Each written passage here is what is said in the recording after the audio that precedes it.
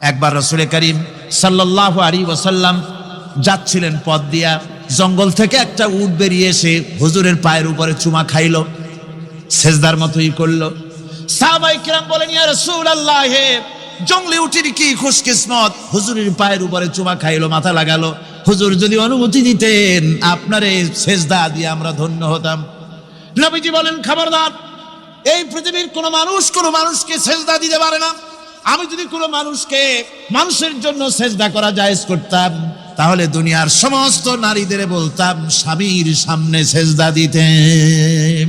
সেজদা হবে কেবলমাত্র কার, আর কারো হতে পারে না।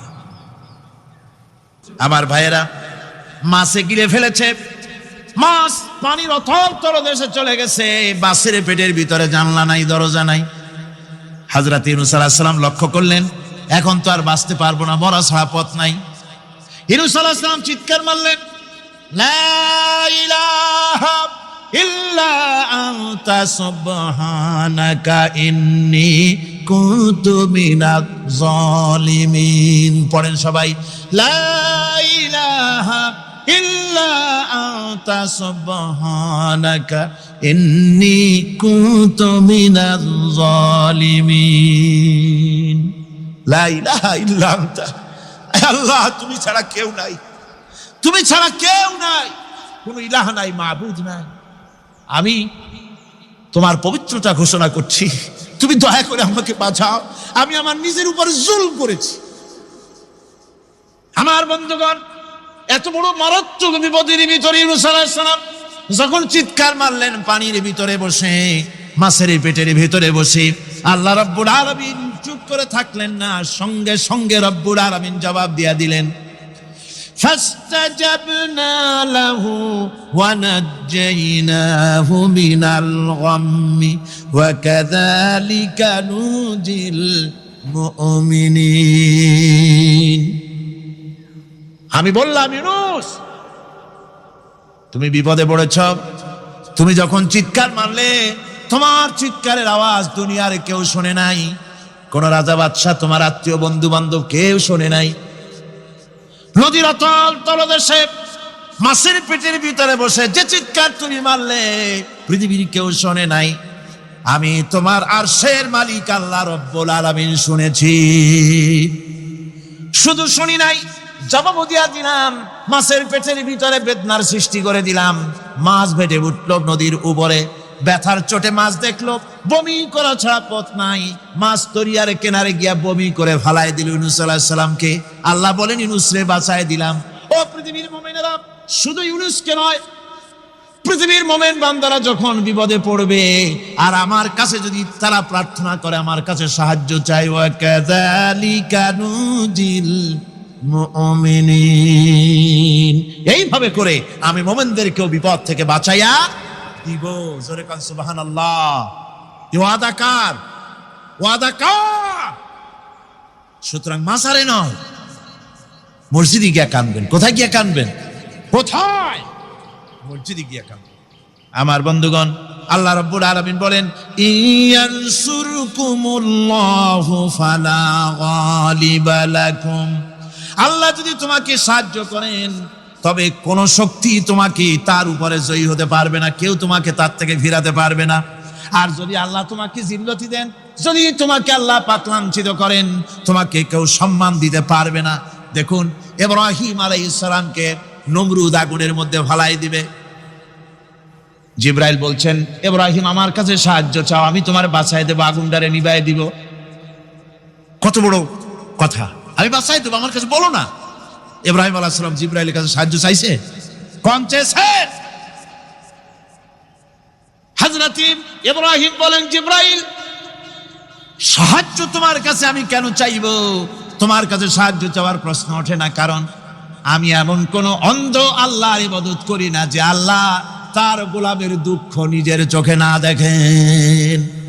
আমি আগুনে পড়ে গেলে, আগুনে জ্বললে পরে আমার আল্লাহ যদি খুশি হন, তাহলে এরকম আগুনে 1000 বার পুড়ে জীবন দিতে আমি ইব্রাহিম রাজি আছি। আগুনের ভিতরে পড়ে গেলেন, আল্লাহ পাক সঙ্গে সঙ্গে আগুনের প্রতি নোটিশ করে দিলেন, ইয়া নারু কুনি বারদাও ওয়া সালামান আলা ইব্রাহিম।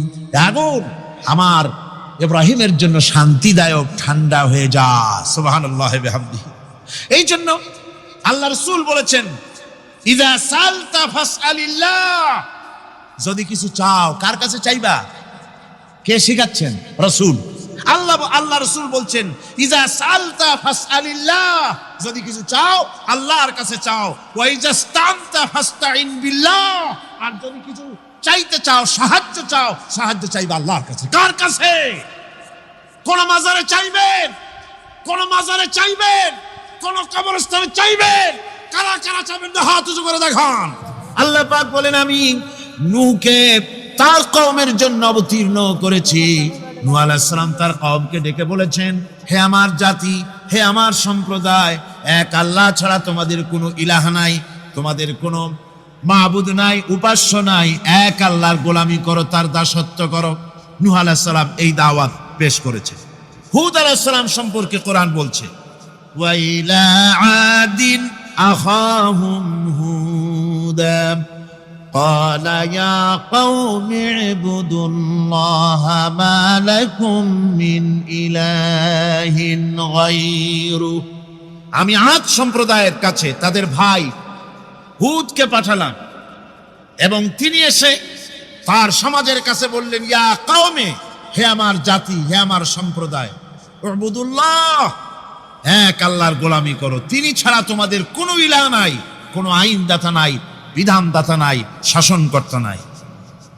সালেহ আলাইহিস সালাম সম্পর্কে আল্লাহ পাক বলেন, ওয়া ইলা সামুদ আখাহুম সালিহান قال يا قوم اعبدوا الله ما لكم من إله غيره। সালেহ আলাইহিস সালামকে তার জাতির কাছে, সামুদ জাতির কাছে তাদের ভাই সালেহকে পাঠালাম। তিনি জাতির কাছে গিয়ে বললেন, হে আমার জাতি, এক আল্লাহর গোলামি করো, তার দাসত্ব করো, তিনি ছাড়া তোমাদের কোনো ইলাহ নাই, আইনদাতা নাই, বিধানদাতা নাই। এভাবে শুআয়ব আলাইহিস সালামকে পাঠানো হলো মাদিয়ানবাসীদের জন্য, এবং বলা হলো, তিনি এসে বললেন, হে আমার জাতি, এক আল্লাহ ছাড়া তোমাদের কোনো ইলাহ নাই। তো এ কথার দ্বারা আমরা কি বুঝলাম? সমস্ত নবীরাই আল্লাহর গোলামির দাওয়াত দিয়েছেন। কোন নবী বলেন নাই, ও আমার জাতি, তোমরা আমার গোলামি করো। কেউ বলেছেন? জোরে বলেন, কেউ বলেছেন? বলেননি। সমস্ত পয়গম্বরের, আম্বিয়া আলাইহিমুস সালাম, সবাই বলেছেন আল্লাহ পাকের গোলামি করো, তার আনুগত্য করো। আল্লাহ রাব্বুল আলামিন বলেন, প্রত্যেক জাতির নিকট আমি রাসূল প্রেরণ করেছি, কোন জাতি বাদ পড়ে নাই। ওয়ালাকাদ বা'সনা ফি কুল্লি উম্মাতির রাসূলা আন ইবুদুল্লাহা ওয়াজতানিবুত তাগুত। আমি প্রত্যেক জাতির জন্য রাসূল প্রেরণ করেছি। সবাই এসে রাসূল পয়গম্বরের দাওয়াত দিয়েছেন, আন ইবুদুল্লাহ, এক আল্লাহর গোলামি করো, এক আল্লাহর দাসত্ব করো, ওয়াজতানিবুত তাগুত, আর তাগুতকে বর্জন করো। তাগুতের অর্থ মনে আছে আপনাদের? তাগুত যাদের মনে নেই আবার শোনাই। তাগুত বলা হয় সেই শক্তিকে, যে শক্তি শুধু নিজেই আল্লাহর আইন অমান্য করে না, অন্যদেরকেও আল্লাহর আইন অমান্য করতে বাধ্য করে, সেই শক্তিকে বলা হয় তাগুত। আল্লাহ পাকের সমস্ত নবীরা বলেছেন, এক আল্লাহর গোলামি করো, তাগুতকে বর্জন করো। কোরআনে কারীম বলছে, ফামান ইয়াকফুর বিত্তাগুতি ওয়া ইউমিন বিল্লাহি ফাকাদ ইসতামসাকা বিল উরওয়াতিল উসকা লা ইনফিসামা লাহা ওয়াল্লাহু সামিউন আলিম। ফামান ইয়াকফুর বিত্তাগুত, যারা তাগুতকে অস্বীকার করেছে, ওয়া ইউমিন বিল্লাহ, এবং এক আল্লাহর উপরে বিশ্বাস স্থাপন করেছে, ফাকাদ ইসতামসাকা বিল উরওয়াতিল উসকা, তারা এমন এক মহান, এমন এক দৃঢ় অবলম্বন গ্রহণ করেছে, যা তাকেই কোনো কিছুই তাকে ধ্বংস করতে পারবে না, বিচ্ছিন্ন করে দিতে পারবে না, ক্ষতিগ্রস্ত করতে পারবে না, বিপর্যস্ত করে দিতে পারবে না, এমন এক অবলম্বন সে গ্রহণ করেছে। তাগুতকে বর্জন করতে হবে এবং আল্লাহর উপর ঈমান আনতে হবে। সমস্ত নবীরা বলেছেন ইয়া কওমি, নবীরা কি বলেছেন? হে আমার জাতি। এই দাওয়াত যখন আমাদের নবী দিলেন, বিশ্ব নবী যখন এই দাওয়াত দিলেন, আল্লাহ রাব্বুল আলামিন তার মুখ থেকে এই দাওয়াত যখন পেশ করালেন, তখন তিনি দাওয়াতটা এভাবে দিলেন, ইয়া কওমি বললেন না। হুজুর কি ইয়া কওমি বলেছেন? কখনো বলেন ইয়া কওমি। আল্লাহ হুজুরের মুখ দিয়ে কথা বের করার নাই, যেহেতু হুজুর তো আঞ্চলিক নবী নন, হুজুর তো গোত্রভিত্তিক নবী নন, রাসূল করিম সাল্লাল্লাহু আলাইহি ওয়াসাল্লাম কোন ভাষাভিত্তিক নবী নন। রাসূল কি নবী? চিল্লায় কোন না। আল্লাহ পাক কোরআনে কারীমের মধ্যে বলেছেন, কুল ইয়া আইয়ুহান নাসু ইন্নী রাসূলুল্লাহি ইলাইকুম জামিআ। হে নবী আপনি বলুন, ও মানব সকল, ও পৃথিবীর মানব সকল, আমি আল্লাহর পক্ষ থেকে তোমাদের সকলের জন্য আমি নবী হয়ে এসেছি। সকলের জন্য আমি রাসূল। যেহেতু বিশ্ব নবী, সেহেতু তার মুখ থেকে আল্লাহ পাক ইয়া কওমি বের করেন নাই, ও আমার জাতি, তা না। আল্লাহ পাক তার মুখ থেকে ইবাদতের দাওয়াতটা এভাবে তিনি পেশ করালেন, ইয়া আইয়ুহান নাসু উবুদু রাব্বাকুমুল্লাযী খালাকাকুম ওয়াল্লাযীনা মিন ক্বাবলিকুম লাআল্লাকুম তাত্তাকুন। وَقَضَى رَبُّكَ أَلَّا تَعْبُدُوا إِلَّا إِيَّاهُ। তোমার রবের পক্ষ থেকে কথা চূড়ান্ত হয়েছে, এ ফয়সালা হয়ে গিয়েছে, সিদ্ধান্ত হয়ে গিয়েছে যে একমাত্র ইবাদত করতে হবে আল্লাহ পাকের। ইবাদত করতে হবে কার? আল্লাহ পাকের। এই ইবাদতের অর্থটা কি? এই ইবাদতের মানে কি? মানে হচ্ছে জীবনের সব জায়গায় গোলামিটা হবে কার? আল্লাহর গোলামি হবে, আল্লাহর আনুগত্য হবে, অর্থাৎ আল্লাহর হুকুম মাফিক জীবন চালাতে হবে। সেই ইবাদত আমরা মনে করেছি নামাজ হচ্ছে ইবাদত, রোজা হচ্ছে ইবাদত, যাকাত হচ্ছে ইবাদত, সদকা ফিতরা ইত্যাদি হতেছে ইবাদত, এগুলিকে ইবাদত মনে করেছি। কিন্তু মনে রাখতে হবে শুধু নামাজ, রোজা, হজ, যাকাত ইবাদত নয়।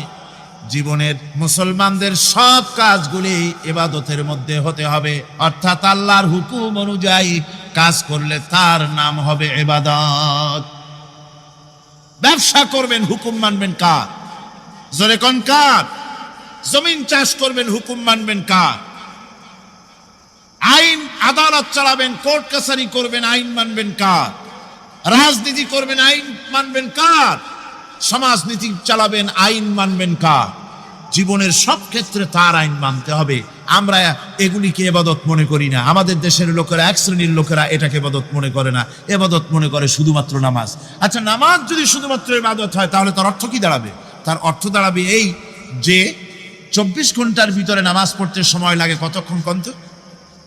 5 ওয়াক্ত নামাজ পড়তে, উজু করে পবিত্র হয়ে জায় নামাজ বিছায়া 5 ওয়াক্ত নামাজ পড়তে খুব বেশির বেশি 1 ঘন্টাই লাগুক। জি হ্যাঁ, 1 ঘন্টা, 100 ঘন্টা। তাহলে কি হলো অর্থ? অর্থ এই হবে 24 ঘন্টার ভিতরে আপনি 1 ঘন্টা 100 ঘন্টার জন্য আল্লাহর গোলাম, বাকি 22.5 ঘন্টা 23 ঘন্টার জন্য শয়তানের গোলাম হতে রাজি আছেন কেউ? রোজা যদি শুধুমাত্র ইবাদতের নাম হয় তাহলে তার অর্থ দাঁড়াবে 12 মাসের ভিতরে 1 মাসের জন্য আপনি আল্লাহর গোলাম, আর 11 মাস শয়তানের গোলাম। কে কে হবেন হাত তুলে দেখান তো। বোঝে নাই সেই জন্য হাত উঁচু করছে। বাকি 11 মাসের জন্য শয়তানের গোলাম হতে কেউ রাজি আছেন? তাহলে বোঝা যাচ্ছে নামাজ রোজাই শুধুমাত্র ইবাদত নয়। যেমন মানুষের হাত, এটার নাম কি? এটার নাম কি? এটার নাম কি? এক একটা অঙ্গের এক একটা নাম। চোখ, নাক, মুখ, হাত, পা, এক একটার এক একটা নাম। তাহলে মানুষটা কই? সবটা মিলে মানুষ। সবটা মিলে কি হলো? মানুষ হলো। অনুরূপ ভাবে নামাজ শুধু ইবাদত নয়, রোজা শুধু ইবাদত নয়, এগুলি হচ্ছে ইবাদতের অঙ্গ, ইবাদতের পার্ট। নামাজ, রোজা, হজ, যাকাত, সাদকা, ফিতরা, মানুষের প্রতি ভালোবাসা, পরের উপকার করা, মা বাপকে মহব্বত করা, শ্রদ্ধা করা, ভালো কাজের আদেশ করা, অসৎ কাজের নিষেধ করা, এর সমস্ত কাজগুলো মিলিয়ে হচ্ছে ইবাদত।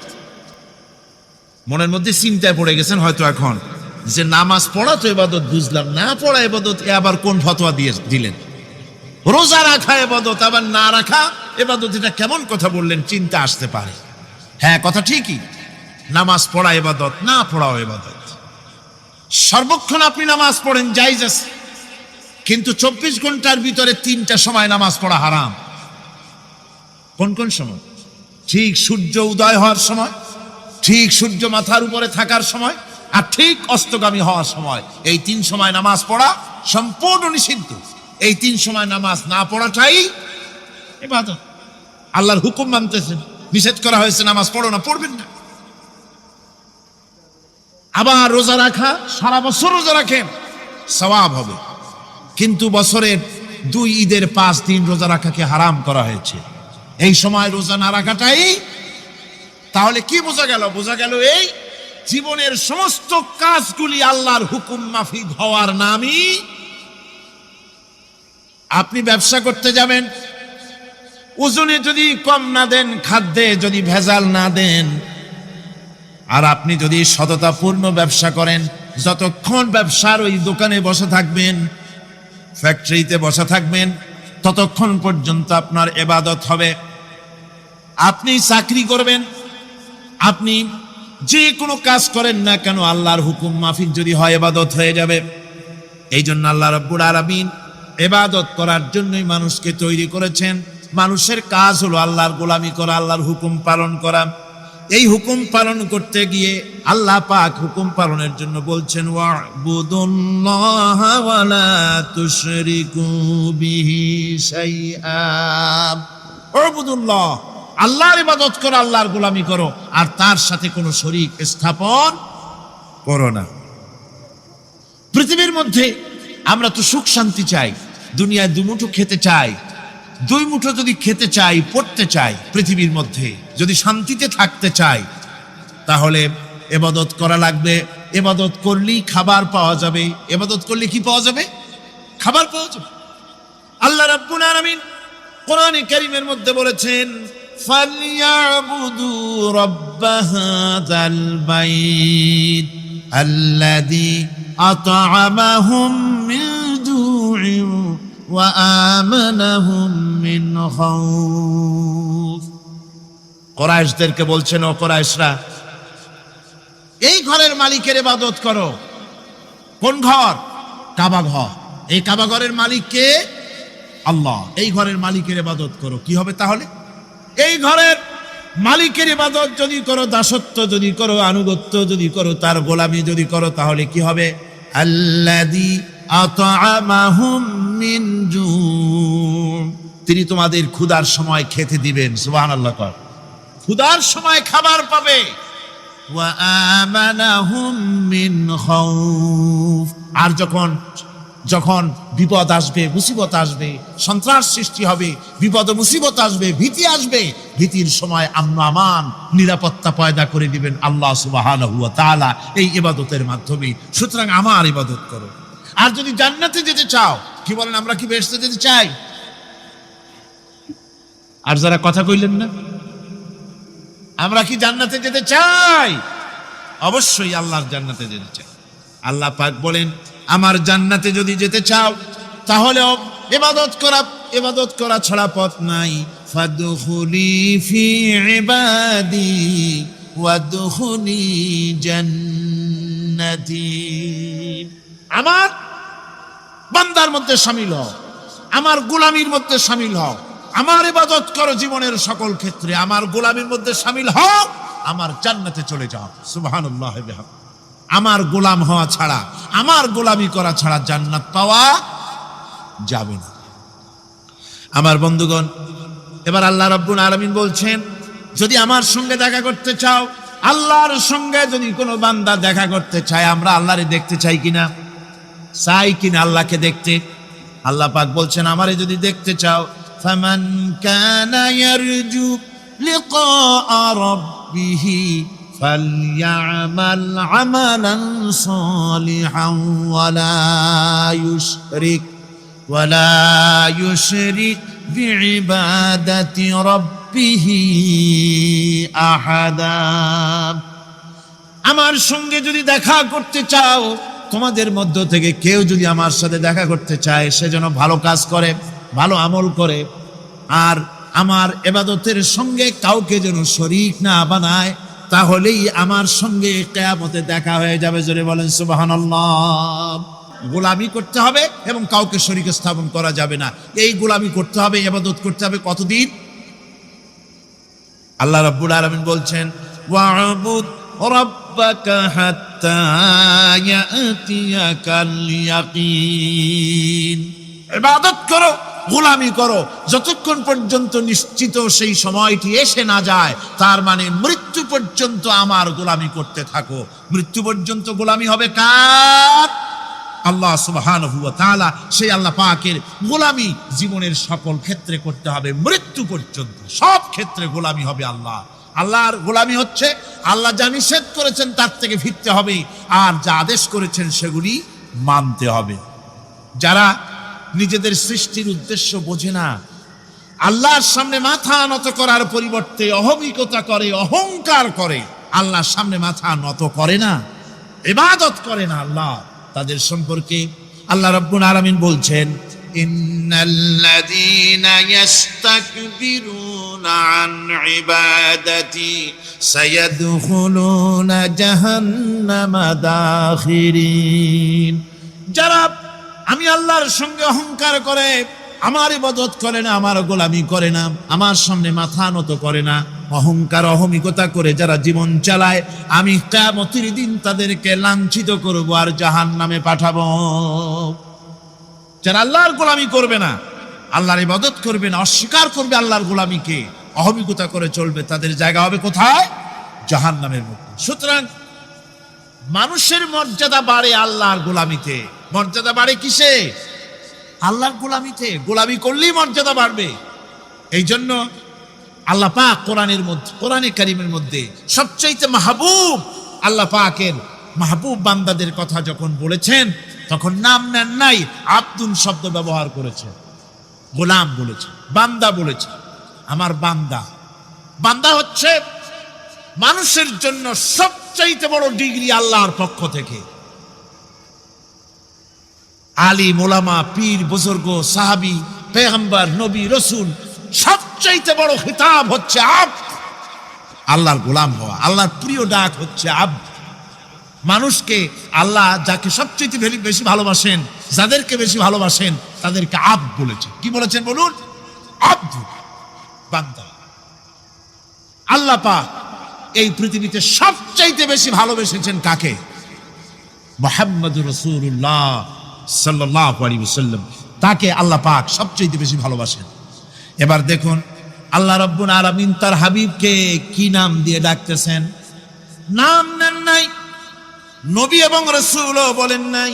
কোরআনে কারীমের ভিতরে রব্বুল আলামিন তার হাবিবকে আব্দ বললেন। যেমন দেখুন, ইন কুনতুম ফি রাইবিম মিম্মা নাযালনা আলা আবদিনা।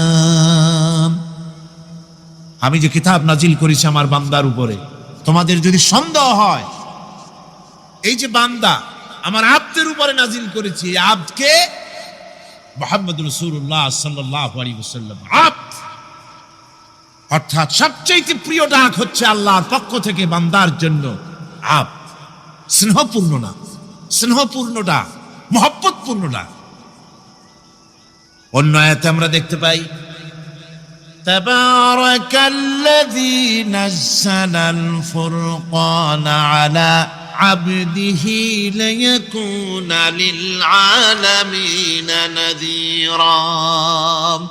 অতীব বরকতপূর্ণ সেই মহান সত্তা যিনি তার বান্দার উপরে ফুরকান নাজিল করেছেন। হুজুরের নাম নেন নাই, রসুল বলেন নাই, বলেছেন আব্দ। কি বলেছেন? আব্দ। আমার বান্দা। এরপরে আল্লাহ রাব্বুল আলামিন অন্য আয়াতে বলেছেন, সুবহানাল্লাযী আসরা বিআবদিহি লাইলাম মিনাল মাসজিদিল হারামি ইলাল মাসজিদিল আকসা। সমস্ত দুর্বলতা অক্ষমতা থেকে মুক্ত সেই মহান সত্তা যিনি তার বান্দাকে রাতের একটি অংশে ইসরা করিয়েছিলেন। রাসূল করিম সাল্লাল্লাহু আলাইহি ওয়াসাল্লামের কথা, তার কথাই বুঝালেন তিনি হচ্ছেন আব্দ। সুতরাং আব্দিয়ত, গোলামি, আল্লাহর গোলামি হলো জীবনের সবচাইতে বড় কথা। আল্লাহর গোলাম হওয়ার চাইতে বড় আর কিছু নাই পৃথিবীতে। আমরা হচ্ছে আল্লাহর গোলাম। জোরে বলেন আমরা কি? আমরা যে গোলাম সে কথা বলতে মনে হয় কারো কারো একটু লজ্জা লাগে যে আমি চৌধুরী মানুষ বা অমুক একটা লোক, অমুক একজন সম্মানী লোক, গোলাম আমি, এটা বলা কি লজ্জার কথা। এরকম একটু মনে মনে কোনো অসুবিধা কারো হয় নাকি? জোরে কোন তো আমরা কি? কার গোলাম? সুবহানাল্লাহ, আল্লাহর গোলাম। আমরা এমন মহান সত্তার গোলাম, মহান সত্তার বান্দা যার সমকক্ষ এই পৃথিবীতে কেউ নাই, আকাশেও কেউ নাই। প্রচন্ড ক্ষমতার মালিক এমন এক মহান সত্তার গোলাম আমরা। সুতরাং গোলামিটা করতে হবে সব ক্ষেত্রে। গোলামিটা হচ্ছে না আমাদের গোলামি হচ্ছে না। আমাদের জমিনে আমরা জমিন চাষ করি, আল্লাহর গোলামি সেখানে করি না। জমিন চাষ করতে গিয়ে, লাঙ্গল দিয়ে চাষ করতে গিয়ে পরের জমিনের আইল ঠেলে না, এমন এলাকা খুব কম আছে। অবশ্য চট্টগ্রামের কথা ভিন্ন, এখানে ঠেলাঠেলি করে না, এখানেও করে। তো কেমন গোলাম হলাম? জমিনে চাষ করতেছি, পরের জমিনের আইল ঠেলতেছি, যা নিষেধ করা হয়েছে আমরা সেটা করতেছি। আল্লাহ নিষেধ করছেন সুদ খেও না, আমরা সে সুদের মধ্যে যাচ্ছি। আল্লাহ নিষেধ করেছেন জুয়া খেলতে, সেই জুয়া খেলা হচ্ছে। মদ খেতে নিষেধ করেছেন, সেই মদ খাওয়া হচ্ছে। অর্থাৎ যা যা নিষেধ করা হয়েছে সমাজের মধ্যে সেগুলি বেশি করে চলতেছে, ঠিক কিনা? তাহলে কি বান্দা হতে পারলাম? বান্দা হতে পারি নাই, গোলাম হতে পারি নাই। গোলাম হতে হবে আল্লাহ পাকের। কি হতে হবে যখন? গোলাম হতে হবে জীবনের সকল ক্ষেত্রে। আল্লাহর হক বান্দার উপরে কি, আর বান্দার উপরে আল্লাহর হক কি, এ ব্যাপারে একটি হাদিস এসেছে।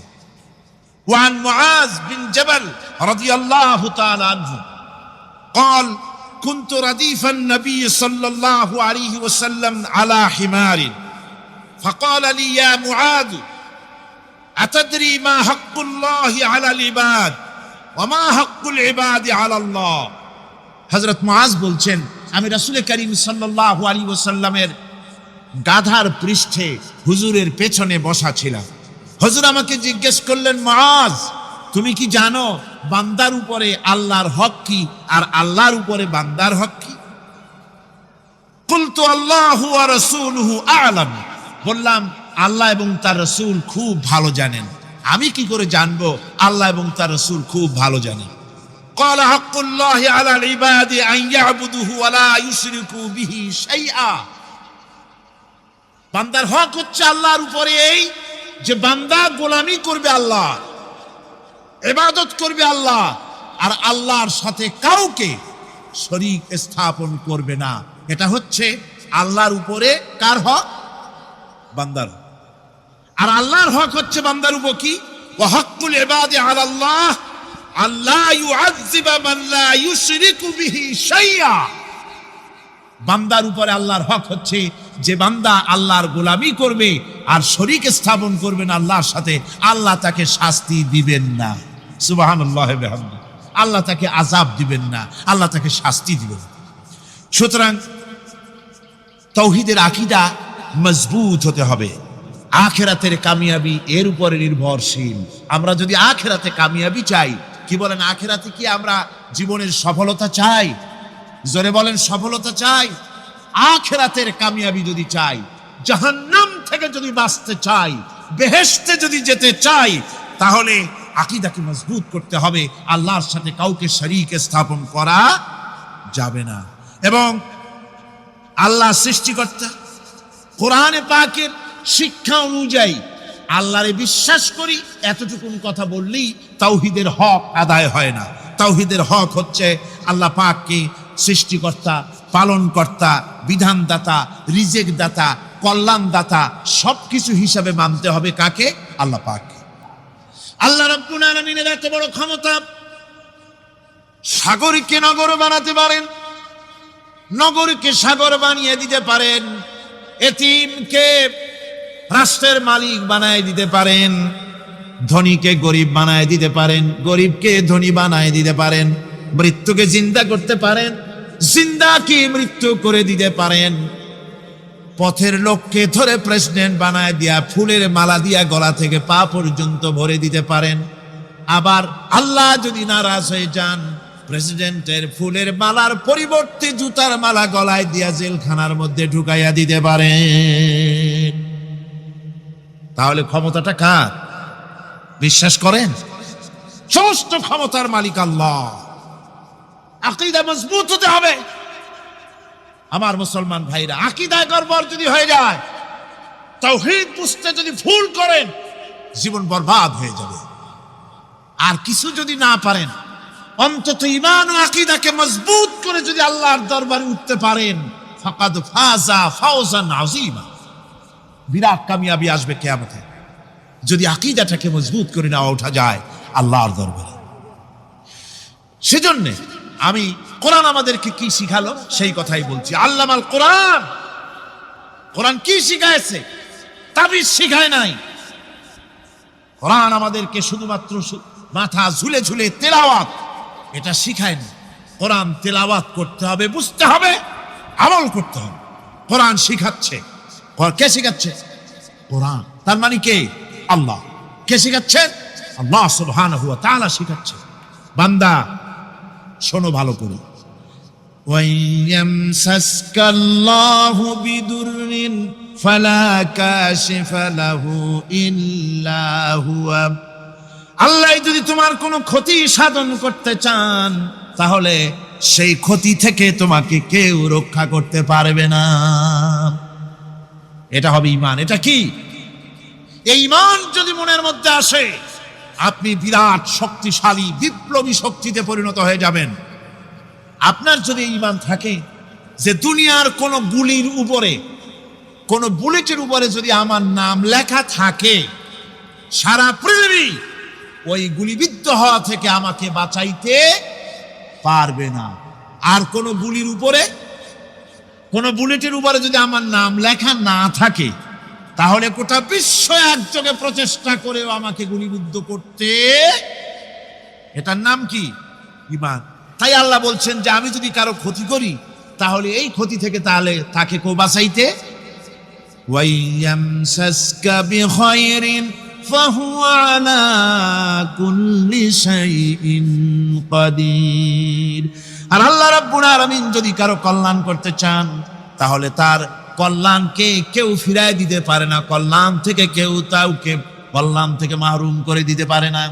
তার মানে হলো, আল্লাহ যদি কাউকে চুল ধরে, মাথা ধরে, কল্লা ধরে উপরের দিকে টানে, আর দুনিয়া যদি তার পাও ধরে নিচের দিকে টানে, তাহলে দুনিয়া পারবে? পারবে? আল্লাহ কল্যাণ করতে চাইলে কেউ ঠেকাইতে পারবে না, আর আল্লাহ অকল্যাণ করতে চাইলেও তার থেকেও কেউ বাঁচতে। ওয়া হুয়াল কাহিরু ফাওকা ইবাদিহি ওয়া হুয়াল হাকীমুল খাবীর। তিনি তার বান্দাদের উপরে একচ্ছত্র আধিপত্য রাখেন, একচ্ছত্র ক্ষমতার অধিকারী তার বান্দার উপরে, সমস্ত জিনিসের উপরে তিনি ক্ষমতা রাখেন। তিনি মহান বিজ্ঞানময়। এই তাওহীদ খুঁজে নিতে হবে। তাওহীদ অর্থাৎ আল্লাহ পাককে সমস্ত ক্ষমতার মালিক মনে করতে হবে। দেখুন, আমাদের জাতির পিতা কে? আমাদের জাতির পিতা মনে আছে তো? ভুল টুল করেন না তো? ভুল টুল করবেন। আমাদের জাতি আত্মভোলা, মাঝে মধ্যে ভুল টুল করিয়ে বসে, আন্দাজে ভান্দাজে একটা বানায় বসে। আসলে জাতির পিতা মুসলমানদের কে? ইব্রাহিম আলাইহিস সালাম তাওহীদকে খুঁজছেন। এই কোরআন শরীফ আল্লাহ পাক বলছেন তাওহীদ তালাশ করতেছেন। কে স্রষ্টা? সর্বোচ্চ ক্ষমতার মালিক কে? হযরত ইব্রাহিম আলাইহিস সালাম তার এই তাওহীদ খোঁজার, তাওহীদ অন্বেষণ কাহিনীটাকে রব্বুল আলামিন কোরআনে কারীমের ভিতরে জায়গা দিয়ে দিলেন দুনিয়ার মানুষকে বোঝাবার জন্য, শোনাবার জন্য।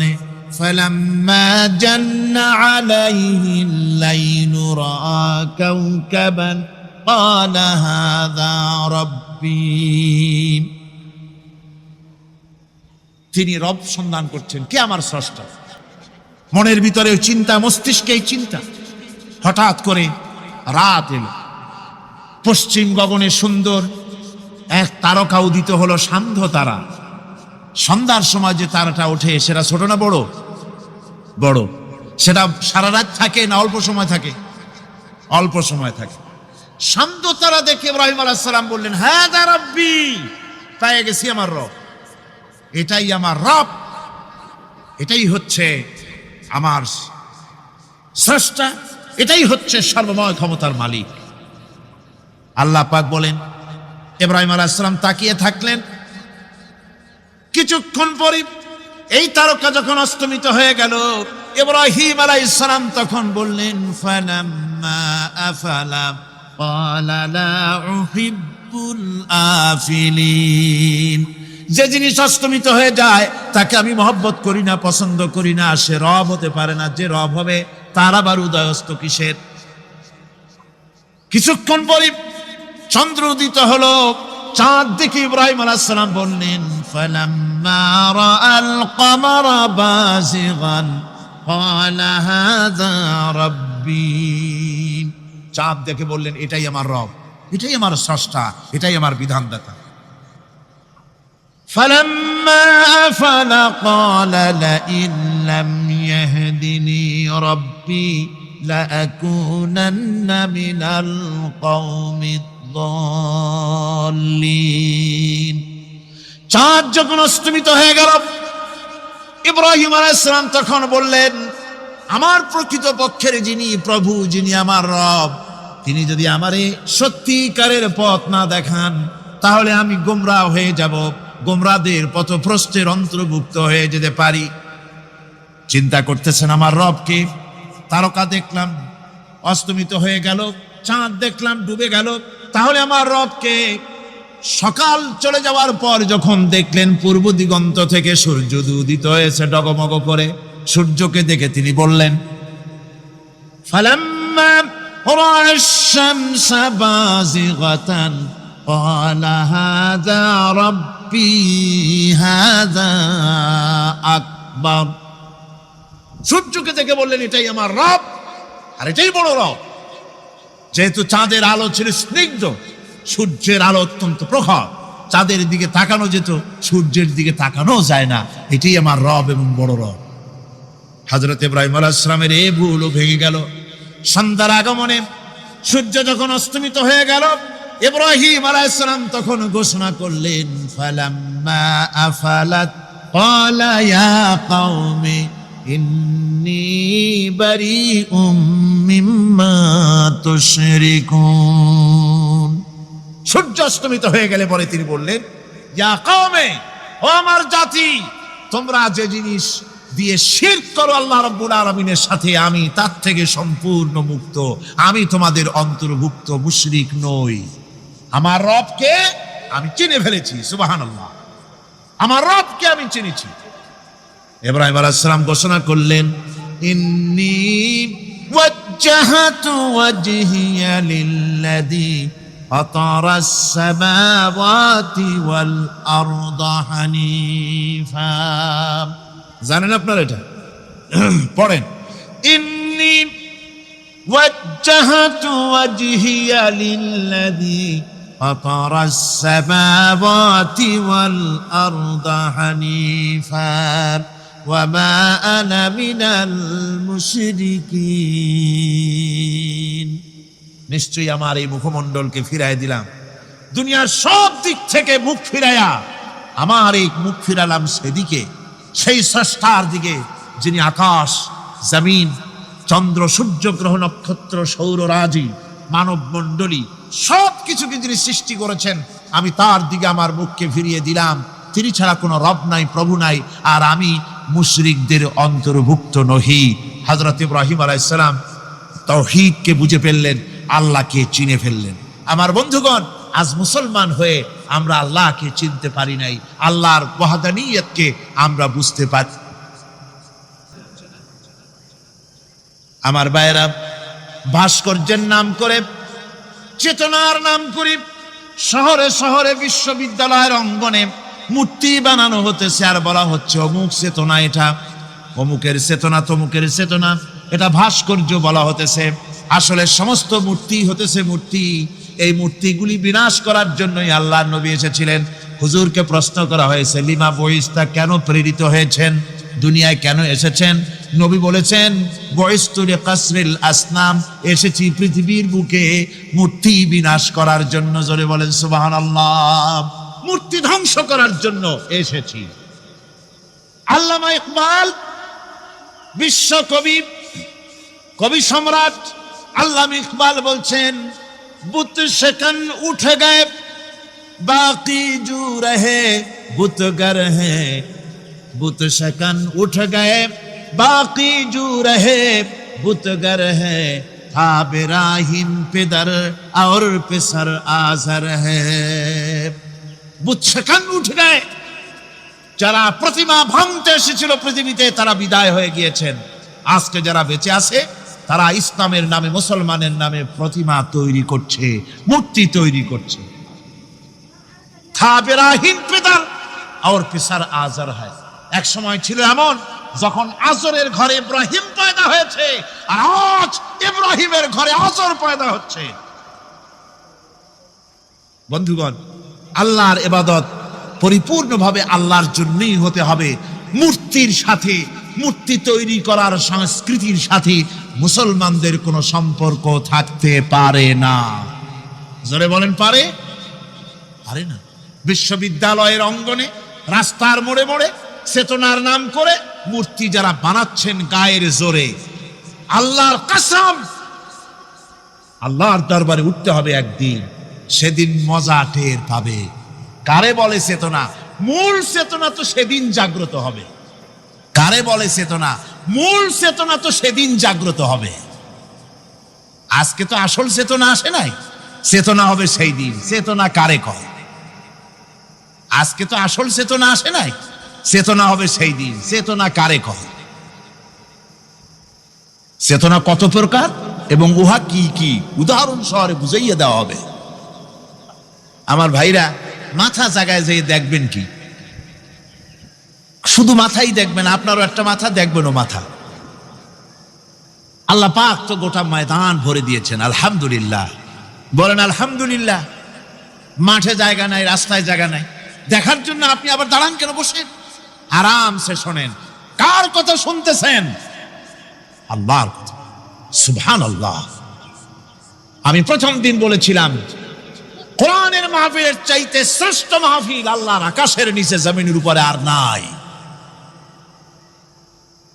হাদিস শরীফের ভিতরে এসেছে, এই মাহফিলে যখন আপনি আসতেছিলেন, হাজার হাজার ফেরেশতা আপনার পেছনে পেছনে এসেছে, আপনার আমল নামায় নেকি লিখেছে। রাসূলুল্লাহ বলছেন, বান্দারা যখন কোরআন শোনার জন্য, আল্লাহর জিকিরের জন্য, কোরআনের জন্য যখন বসে যায়, আল্লাহর রহমতের ফেরেশতারা মাহফিলের চতুর্দিকে তারা ঘিরে দাঁড়িয়ে যায় আকাশ পর্যন্ত। এই মাহফিল ঘেরাও হয়ে আছে ফেরেশতা দিয়া। কি দিয়া? কার কথা? আল্লাহ রাসূলের। ফেরেশতা দিয়ে গোটা মাহফিল ঘেরাও হয়ে আছে, আকাশ পর্যন্ত তারা দাঁড়িয়ে আছে। ফেরেশতারা বলতে থাকে, রব্বুল আলামিন, তোমার বান্দারা যতক্ষণ রাস্তায় ছিল ততক্ষণ নেকি লিখেছি, এখন মাহফিলে বসে গেছে, এখন কি করি? আল্লাহ পাক বলেন, আমার ফেরেশতারা, আমার বান্দারা যতক্ষণ মাহফিলে বসে থাকবে, ওদের প্রত্যেক শ্বাস এবং প্রশ্বাসের বিনিময় 10-10 করে নেকি লিখতে থাকো। প্রত্যেকটি শ্বাস প্রশ্বাসের বিনিময় নেকি লেখা হচ্ছে। সুবহানাল্লাহ। আপনারা পাড়ায় জান্নাতে বসে আছেন। মাজালিসুল ইলম হিয়া রাউদাতুম মিন রিয়াদিল জান্নাহ, এটা জান্নাতের টুকরায় আপনারা বসে আছেন। জোরে কোন সুবহানাল্লাহ। কারো বাপের কথা বলা হচ্ছে না, কাল মার্কসের কথা নয়, লেনিনের কথা নয়, পৃথিবীর কোন মানুষের কথা নয়, কথা হচ্ছে আমার আল্লাহর কথা। কার কথা? আর হচ্ছে তার হাবিব বিশ্ব নবী জনাব মুহাম্মদ রাসূলুল্লাহ সাল্লাল্লাহু আলাইহি ওয়াসাল্লামের কথা। আমার ভাইয়েরা, সুতরাং তাওহীদ তাওহীদ তাওহীদকে বুঝতে হবে, বিশ্বাস করতে হবে, তাওহীদের উপরে জীবন গড়তে হবে। তাওহীদ হচ্ছে বিশ্ব মানবতার জন্য ঐক্যের প্রতীক। তাওহীদই পারে বিশ্ব মানবতাকে ঐক্যবদ্ধ করতে, আর কোনো জিনিসই পারে না। আল্লাহ পাকের পক্ষ থেকে গোটা বিশ্ব মানবতার ঐক্যের বাণী, বিশ্ব মানবতার ঐক্যের কথা। আল্লাহ না'বুদা ইল্লাল্লাহ, আল্লাহ ছাড়া কারো গোলামি করব না। এ কথা মানতে কারো অসুবিধা আছে? তিনি স্রষ্টা। বলা হচ্ছে না যে আমেরিকাকে সুপার পাওয়ার মানো, ব্রিটেনকে সুপার পাওয়ার মানো, চায়না ফ্রান্সকে সুপার পাওয়ার মানো। কিসের সুপার পাওয়ার? কোন সুপার পাওয়ার মানি না। একমাত্র সুপার পাওয়ার আল্লাহ সুবহানাহু ওয়া তাআলা।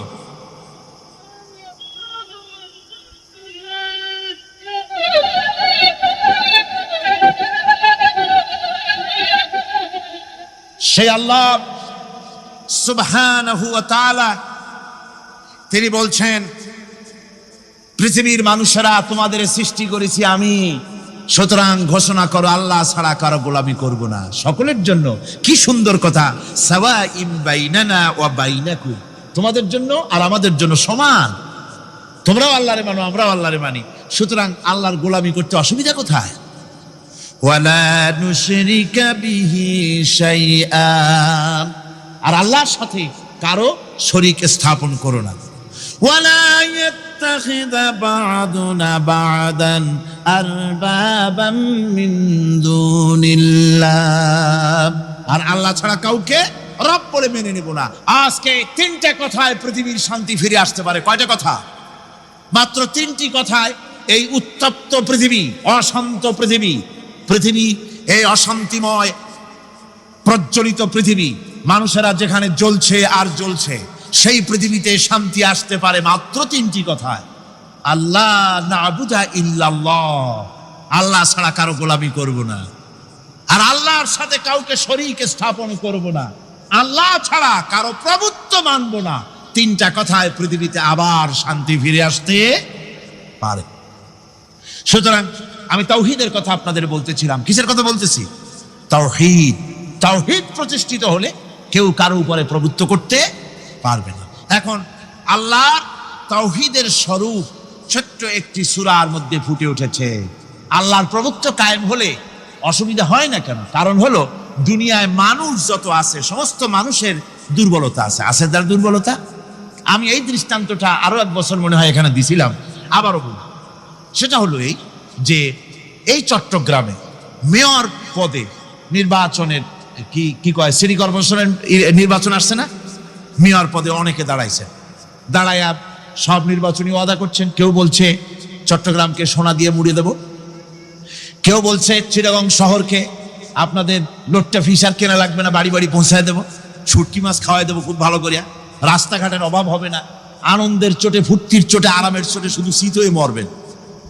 বুঝলেন? নানান রকমের ওয়াদা করছেন তারা। এই নির্বাচনী ওয়াদা করা হচ্ছে। আজ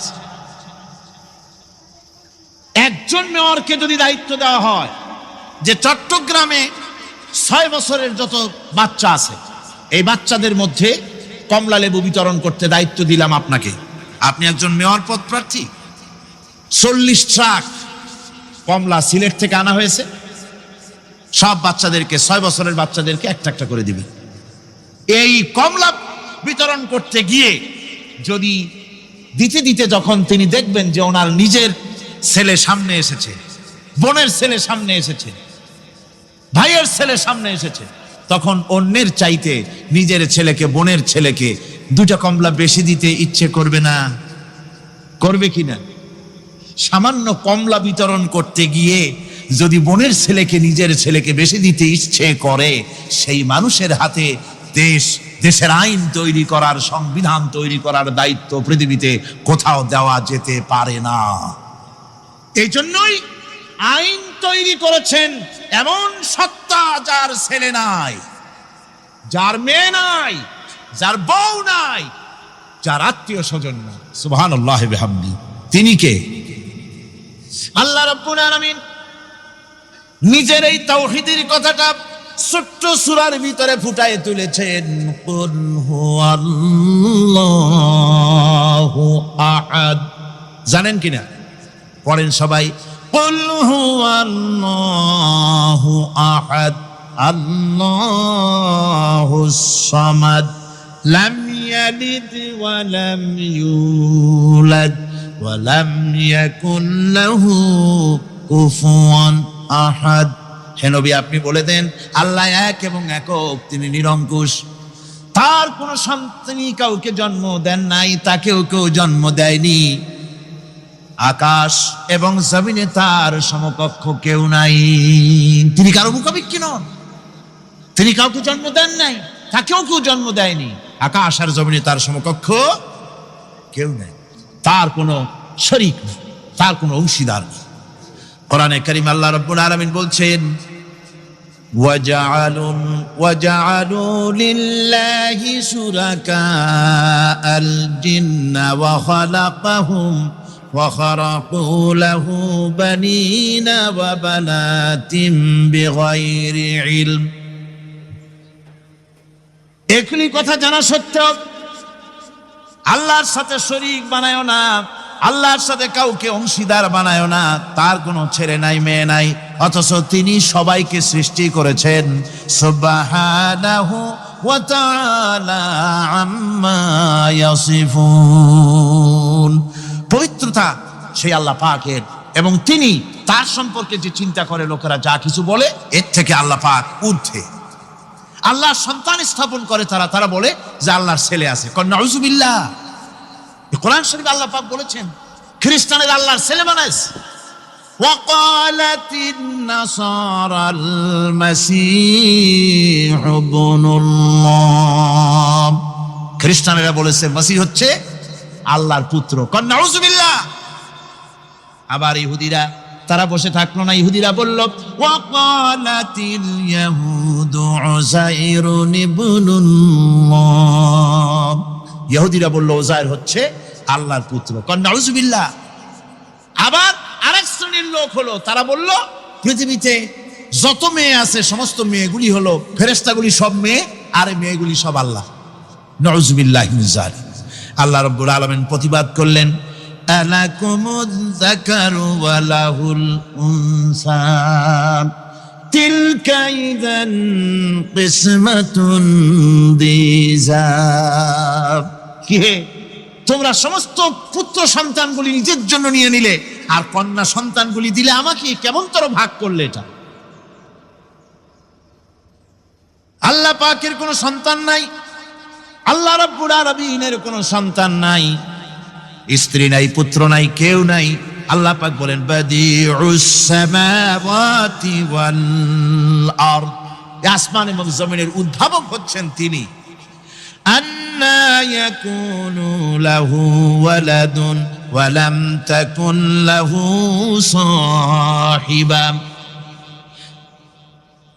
তিনি তো, তার সন্তান হবে কি করে? তার তো জীবন সঙ্গিনী নাই, তার তো স্ত্রী নাই। আল্লাহ বলছেন আমার তো স্ত্রী নাই, অথচ তোমরা আমার সন্তান বানাচ্ছ। অথচ আমি সব কিছুকেই সৃষ্টি করেছি। সবকিছুর স্রষ্টা কে?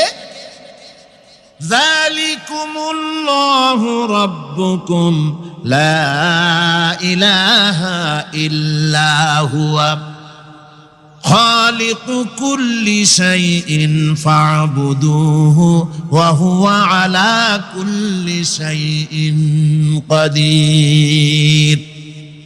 যালিকুমুল্লাহু রাব্বুকুম, তিনি, এই হচ্ছে তোমাদের আল্লাহ, তিনি তোমাদের রব, তিনি ছাড়া কেউ নাই। সব কিছুর স্রষ্টা তিনি, তারই ইবাদত করো। সব জিনিসের উপরে একমাত্র তিনি ক্ষমতা রাখেন, তার চাইতে ক্ষমতাশীল, ক্ষমতাধারী, শক্তিশালী পৃথিবীতে আর কেউ হতে পারে না। আমার বন্ধুগণ, আল্লাহ রাব্বুল আলামিনের শক্তি, তার ক্ষমতার কথা আল্লাহ পাক আরেকটি আয়াতের মধ্যে বলেছেন, যে আয়াতটা নামাজের পরে আমরা পড়ি। কি আয়াত কোন? বলতে পারবেন? প্রত্যেক নামাজের পরে পড়ি আয়াতুল কুরসি। আয়াতুল কুরসি এমন একটা আয়াত, এই আয়াতটি সম্পর্কে রাসূল করিম সাল্লাল্লাহু আলাইহি ওয়াসাল্লাম বলেছেন, ফরজ নামাজের পরে, প্রত্যেক ফরজ নামাজের পরে যে ব্যক্তি আয়াতুল কুরসি পড়বে, আল্লাহ রাব্বুল আলামিন কিয়ামতের দিন আল্লাহর তার প্রতি দায়িত্ব হবে একটাই, যে আল্লাহ পাক ওই ব্যক্তিকে জান্নাত দিয়ে দিবেন। সুবহানাল্লাহ। কেন? এই আয়াতের মধ্যে কি আছে? এই আয়াতে আছে আল্লাহ পাকের তাওহীদের কথা। আল্লাহু লা ইলাহা ইল্লা হুয়াল হাইয়ুল কাইয়্যুম। পড়েন সবাই, আল্লাহু লা ইলাহা ইল্লা হুয়াল হাইয়ুল কাইয়্যুম। আল্লাহ তিনি, যিনি ছাড়া কোনো ইলাহ নাই, তিনি সদা জাগ্রত, তিনি চিরঞ্জীব। লা তাখুযুহু সিনাতুন ওয়ালা নাওম। আল্লাহ ঘুমায়, আল্লাহ তন্দ্রা যান, আল্লাহ জিমায়, আল্লাহর জিমানি নাই, আল্লাহর তন্দ্রা নাই, আল্লাহ ঘুমান না। সুবহানাল্লাহি ওয়া বিহামদিহি। অহরহ তার সামনে রয়েছে গোটা পৃথিবী, গোটা আকাশ ও জমিন, সমস্ত সৃষ্টি জগৎ তার সামনে। তিনি ঘুমান না, তার কোনো তন্দ্রা নাই, তার কোনো নিদ্রা নাই। আল্লাহ কোথায় আছে? আল্লাহ কোথায়? এটি আকীদার প্রশ্ন, এটি আকীদার প্রশ্ন। আপনাকে বুঝতে হবে, জানতে হবে আল্লাহ কোথায়। আল্লাহ পাক হচ্ছেন আলাল আরশি ইস্তাওয়া। আল্লাহ পাক আরশে আজিমে সদা সর্বত্র বিরাজিত। এ কথার অর্থ কি? এটার অর্থ হলো আল্লাহ পাকের ইলম মুহাইয়া করে রেখেছে গোটা সৃষ্টি জগৎকে, তার ইলমের ভিতরে রয়েছে সব। কথা বুঝতে পেরেছেন? যদি বলেন আল্লাহ সব জায়গায় আছে, তাহলে তো পানির মধ্যে, বাথরুমের মধ্যে, ঘরের মধ্যে, সব জায়গায় আল্লাহ পাককে থাকতে হয়। যে সব জায়গা অবাঞ্ছনীয়, অবান্তর জায়গা, সেসব জায়গায় আল্লাহকে থাকতে হয়। মূল কথা হচ্ছে আল্লাহ সব জায়গায় আছেন, তার অর্থ আল্লাহ পাক আরশের উপরে আছেন, আরশে ইস্তাওয়া, তিনি সর্বত্র বিরাজমান। এ কথার অর্থ হলো আল্লাহর ইলমে, আল্লাহর জ্ঞানের মধ্যে, আল্লাহর নজরের সামনে, আল্লাহর চোখের সামনে গোটা সৃষ্টি জগৎ রয়েছে। সুবহানাল্লাহ ওয়া বিহামদিহি। সুতরাং তার ঘুম নাই, তার নিদ্রা নাই, তার তন্দ্রা নাই। তাই বলে মাঝে মধ্যে খুব ক্লান্ত হন নাকি? না, ক্লান্তি তাকে স্পর্শ করে না। আল্লাহ পাক বলেন, লাহু মা ফিস সামাওয়াতি ওয়া মা ফিল আরদ। আকাশ আর জমিন কার?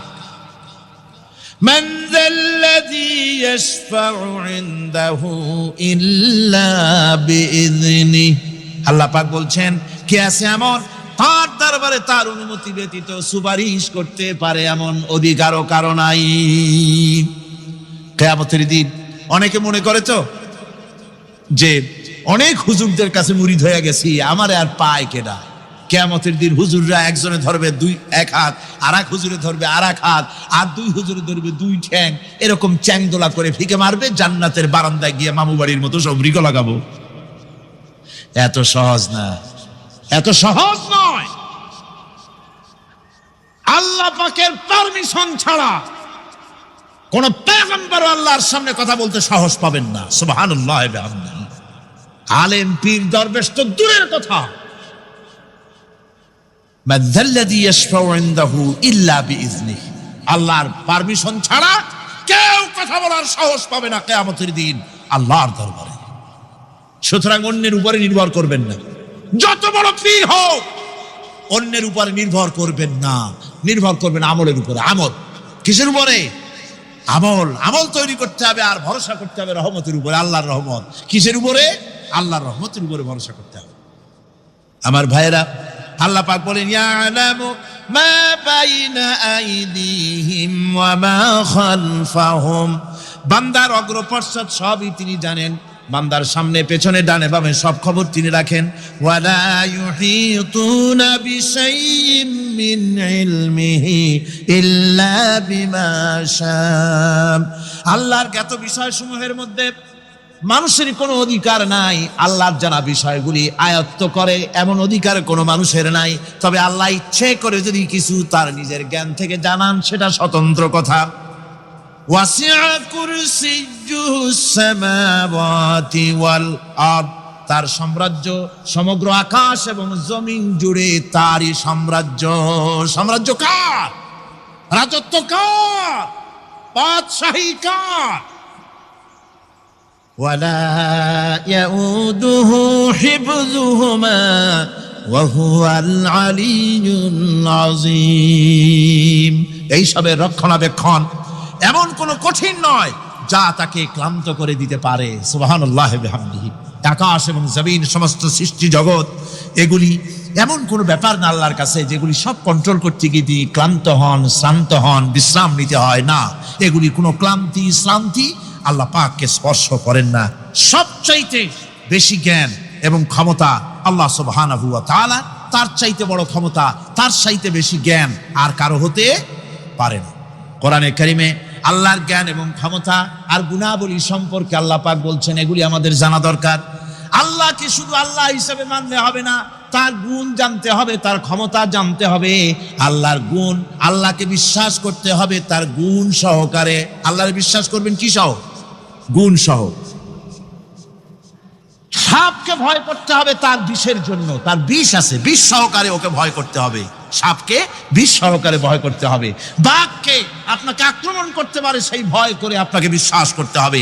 আগুন জ্বালাই দিতে পারে, সেই ভয় করে, সেই বিশ্বাস করে ভয় করতে হবে। আল্লাহ রাব্বুল আলামিনকে বিশ্বাস করতে হবে তার গুণাবলী সহকারে।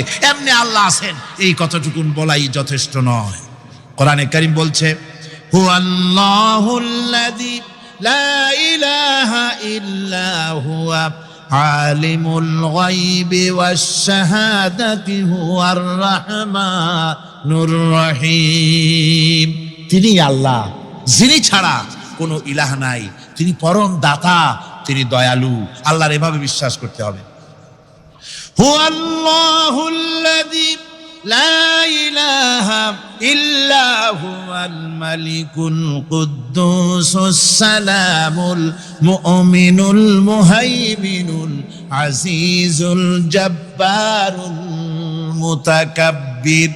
তিনি বাদশা, তিনি আল্লাহ, যিনি ছাড়া কোনো ইলাহ নাই। তিনি বাদশা, তিনি মহান, তিনি পবিত্র, তিনি শান্তির ধারক, তিনি নিরাপত্তার আধার, রক্ষণাবেক্ষণকারী একমাত্র তিনি। তিনি পরাক্রমশালী, সর্বজয়ী, তার উপরে কারো কোনো ক্ষমতা নাই। সুবহানাল্লাহি আম্মা ইউশরিকুন। আল্লাহ পাক পুত পবিত্র তারা যে সমস্ত জিনিস দিয়ে আল্লাহর সাথে শরীক স্থাপন করে। হুয়াল্লাহুল খালিকুল বারিউল মুসাউফিরু লাহুল আসমাউল হুসনা। তিনি আল্লাহ, যিনি সৃষ্টিকারী, যিনি পরিকল্পনাকারী, আকার আকৃতি রচনাকারী। তার অনেক সুন্দর সুন্দর নাম রয়েছে আল্লাহ পাকের। সুতরাং আপনারা মুনাজাত করার সময়, দোয়া করার সময়, আল্লাহ বাগদাদের ওসিলায় আমারে মাফ করো, খাজা বাবার ওসিলায় মাফ করো, আজমিরের ওসিলায় মাফ করো না, হারাম। মুসলমান বলবে, আল্লাহ তোমার রহমান নামের ওসিলায় আমারে মাফ করো। সুবহানাল্লাহ পড়ে, জোরে কোন সুবহানাল্লাহ। আল্লাহ তোমার রহিম নামের ইজ্জতে আমাকে মাফ করো, তোমার জালালের ইজ্জতে আমাকে মাফ করো। তুমি গফুর, তুমি গফার, তুমি আল্লাহ, তোমার চাইতে বড় কেউ নাই। আল্লাহ তোমার ইজ্জত, তোমার শানের কসম, তোমার শানের ওসিলায় তুমি আমাকে মাফ করে দাও। তোমার শান, তোমার বরকত, তোমার রহমান নামের বরকতে আল্লাহ আমি গরিব মানুষ, আমারে পয়সা দাও, আমি ঋণগ্রস্ত, আমাকে ঋণ মুক্ত করে দাও। এইভাবে আল্লাহ পাকের, আল্লাহ বলেছেন আমার আসমাউল হুসনা, আমার সুন্দর সুন্দর নাম আছে, ফাদরু বিহা, আমার নাম সুন্দর সুন্দর নাম দিয়ে আমারে ডাকো। সুবহানাল্লাহ। কার নাম ধরে ডাকবেন? কার নাম ধরে ডাকবেন? খবরদার ভুল করবেন না, খবরদার ভুল করবেন না। আল্লাহকে দিয়ে ডাকুন, আল্লাহর কাছে বলুন সব কথা। কাকে বলবেন? ইউসাব্বিহু লাহু মা ফিস সামাওয়াতি ওয়া মা ফিল ইউসাব্বিহু লাহু মা ফিস সামাওয়াতি ওয়াল আরদ ওয়া হুয়াল আজিজুল হাকীম। আসমান জমিনে যা কিছু আছে সব আল্লাহর পবিত্রতা ঘোষণা করছে, আল্লাহর তাসবিহ পড়ছে। তুমি শুধু গাফেল, তুমি আল্লাহরে ডাকো না। তোমার মরণ হয় গিয়ে কোথায় কবর আছে, মাজার আছে, ওই সব জায়গায় গিয়ে মরো আল্লাহরে থুইয়া। আজীব তামাশা, আজীব তামাশা। দুনিয়ার সব আল্লাহর জিকির করছে, আল্লাহর স্মরণ করছে, আল্লাহর তাসবিহ পড়ছে। জোরে কোন সুবহানাল্লাহ। আমার ভাইরা, আমরা কার কথা বলছি? মুহাব্বতের সাথে বলেন, কার কথা? আমার আল্লাহকে কেউ যদি অন্তরের অন্তঃস্থল থেকে একবার যদি ডাকে আল্লাহ, আমার ভাইরা, মনের ডাক আর মুখের ডাক একরকম।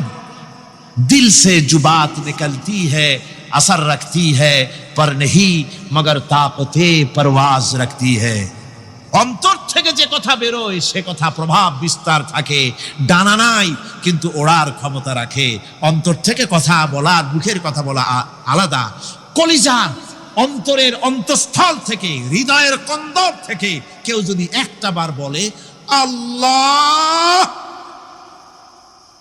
কোন বান্দা যদি অন্তরের অন্তঃস্থল থেকে একবার যদি আল্লাহকে ডাকে আল্লাহ, আল্লাহ পাক 70 বার সাড়া দিয়া বলেন, বান্দা কি চাও, আমি হাজির। কি চাও, আমি তোমার কাছে আছি। সুবহানাল্লাহ, সুবহানাল্লাহ। এই আল্লাহ রাব্বুল আলামিন কে মহব্বত করতে হবে। তাওহীদের তাকাজা, তাওহীদের মূল বক্তব্য হচ্ছে ভালোবাসতে হবে আল্লাহকে। কাকে ভালোবাসতে হবে?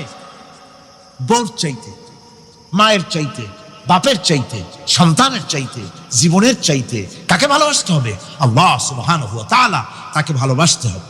আল্লাহ রাব্বুল আলামিন বলেন, ওয়া মিনান নাসি মান ইয়াত্তাখিযু মিন দুনিল্লাহি আনদাদান ইউহিব্বুনাহুম কাহুব্বিল্লাহ। আল্লাহর যারা আল্লাহ ছাড়া অপর শক্তিকে আল্লাহর প্রতিদ্বন্দ্বী মনে করে, তারা আল্লাহকে ছেড়ে অন্যকে বেশি ভালোবাসে। আর ঈমানদাররা কি করে? ওয়াল্লাযীনা আমানু আশাদ্দু হুব্বান লিল্লাহ। যারা নাকি ঈমানদার তারা জীবনের সব চাইতে আল্লাহ রাব্বুল আলামিনকে বেশি ভালোবাসে, আল্লাহকে বেশি ভালোবাসে যারা নাকি ঈমানদার। সুতরাং আল্লাহকে বেশি ভালোবাসতে হবে, মুহাব্বত করতে হবে আল্লাহকে বেশি। আল্লাহ পাককে তাওহীদের মূল বক্তব্য, আল্লাহকে বেশি ভালোবাসো। তাওহীদের মূল বক্তব্য হচ্ছে আল্লাহ পাককেই সেজদা করো। সেজদা কারে করবেন? কারে করবেন? আল্লাহ পাক বলেন, ওয়া মিন আয়াতিহিল লাইলু ওয়ান নাহারু ওয়াশ শামসু ওয়াল কমার। আল্লাহ পাকের অসংখ্য নিদর্শনাবলীর মধ্যে তার নিদর্শন হতেছে তিনি চাঁদ সৃষ্টি করেছেন, সূর্য সৃষ্টি করেছেন। লা তাসজুদু লিশ-শামসি ওয়ালাল কমার ওয়াসজুদু লিল্লাহিল্লাযী খালাকাহুন্না ইন কুনতুম ইয়্যাহু তা'বুদুন। চন্দ্রকে সিজদা করো না, সূর্যকে সিজদা করো না, যেহেতু চাঁদ আর সূর্যকে আমি আল্লাহ তৈরি করেছি। সিজদা কেবল মাত্র আমি আল্লাহ রাব্বুল আলামিনকে করবে, আর কারো সামনে নয়। সিজদা কেবল মাত্র কার? আমার দেশের লোকেরা বোঝে না, অনেক পীর সাহেবের সামনে গিয়াও কি করে, আবার কদমবুসিও করে। কদমবুসি করতে গিয়া সিজদার মতো হয়ে যায়, মাথা নিচু করে।